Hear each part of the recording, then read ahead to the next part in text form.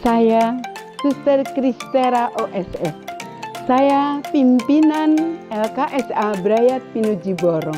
Saya ingin bercerita mengenai sekilas sejarah LKSA Brayat Pinuji Boro. Pada tahun 1930, Romo J.B.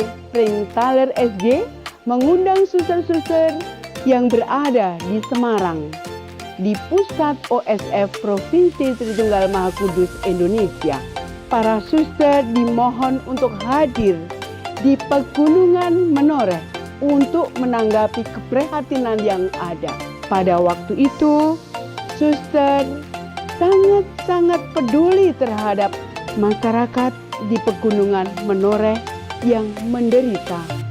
Banyak yang sakit, anak-anak terlantar, dan akhirnya pada tahun 1934 didirikan Panti Asuhan atau sekarang lebih dikenal dengan LKSA Brayat Pinuji. Pelayanan pertama adalah menolong, membantu, mengentaskan anak-anak yang terlantar untuk memperoleh gizi yang baik, untuk mendapatkan pendidikan, dan juga memperoleh layanan, menjadikan manusia yang sempurna. Seiring dengan harapan dari Romo Frengthaler, para suster melayani anak-anak yang waktu itu diasuh di belakang rumah sakit Santo Yusuf Boro yang didirikan tahun 1930.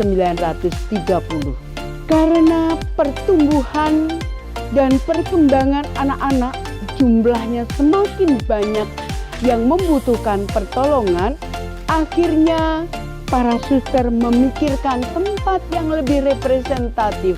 Dipindahkanlah LKSA Brayat Pinuji dari belakang rumah sakit menuju ke tempat yang lebih baik, lebih nyaman, dan jauh sedikit dari rumah sakit.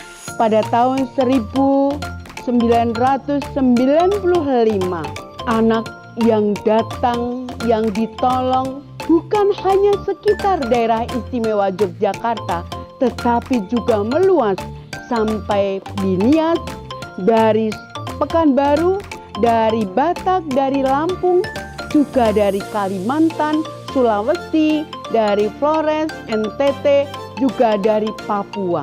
Anak-anak itu membutuhkan layanan penuh kasih. Maka kami merekrut tenaga dari sekitar Boro untuk menjadi karyawan-karyawati dan menjadi pengasuh.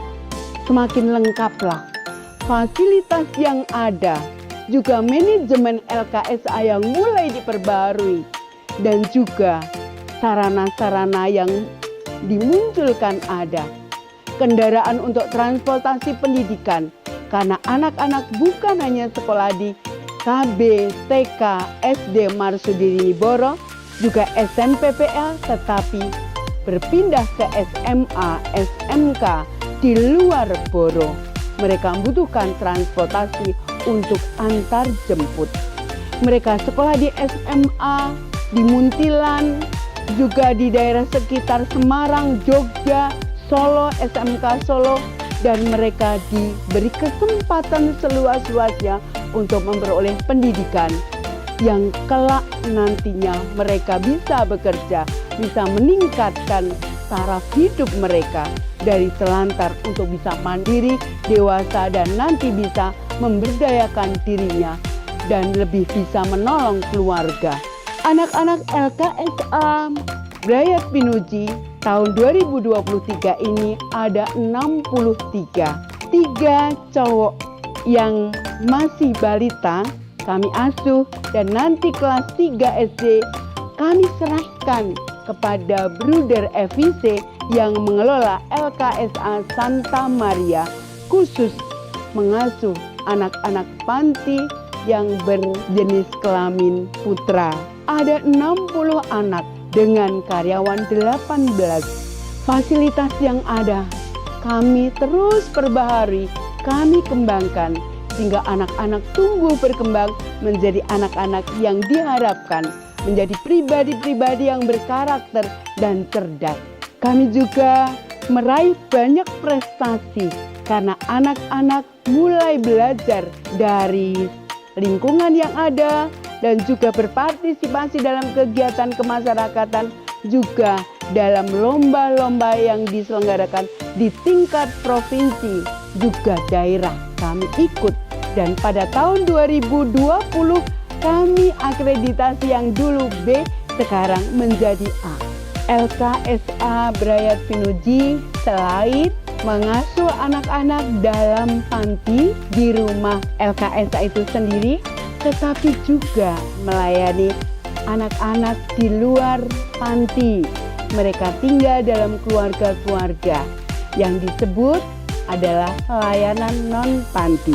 Adapun kegiatan yang dilakukan oleh LKSA ini ada program parenting bagi keluarga, yaitu penguatan kapasitas anak serta program penanganan anak dengan masalah pelindungan khusus dengan cara melakukan konseling, bekerja sama dengan dinas kabupaten setempat dan Peksos. LKSA Brayat Pinuji memiliki program pemberdayaan bagi keluarga anak, yaitu memberikan modal usaha kepada beberapa orang tua guna membuka usaha kecil-kecilan atau memberikan modal usaha berupa ternak dengan sistem bagi hasil. Program pendidikan bagi anak yaitu pendidikan formal agar mereka menyelesaikan tingkat pendidikan KB, TK, SD, SMP, SMA, SMK, juga perguruan tinggi, dan mereka penuh semangat dalam belajar sesuai dengan minat mereka mau sekolah kemana. Kami membantu, mendampingi, mengembangkan potensi mereka.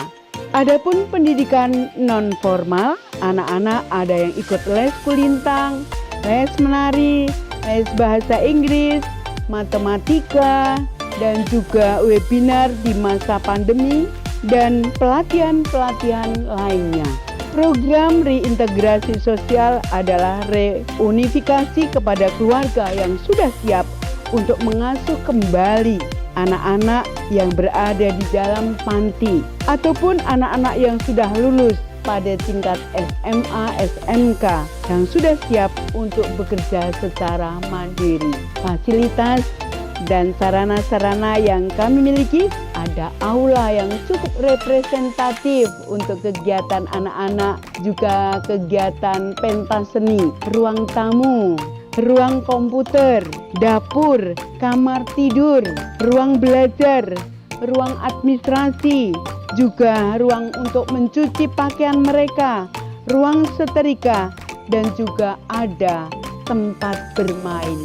Karena LKSA Brayat Pinuji ramah anak, terlebih ada ruang doa, 2 tempat doa, juga ruang makan dan pelayanan kesehatan. Terima kasih kepada pihak-pihak yang memberikan perhatian pada kami, yang melengkapi sarana prasarana yang ada di kami, juga memberikan donasi-donasi yang membuat kami bisa memenuhi kebutuhan anak-anak yang ada dalam panti maupun yang ada di keluarga-keluarga, bisa membiayai anak-anak non-panti. Itulah keberadaan LKSA Brayat Pinuji, terus-menerus berusaha mengembangkan sesuai dengan perkembangan zaman. Dan kami terus-menerus mendoakan agar tumbuh berkembang menjadi generasi milenial yang cerdas, berkarakter, kelak bisa memberikan kontribusi yang berarti bagi kemajuan bangsa dan negara Indonesia tercinta. Sekian, terima kasih.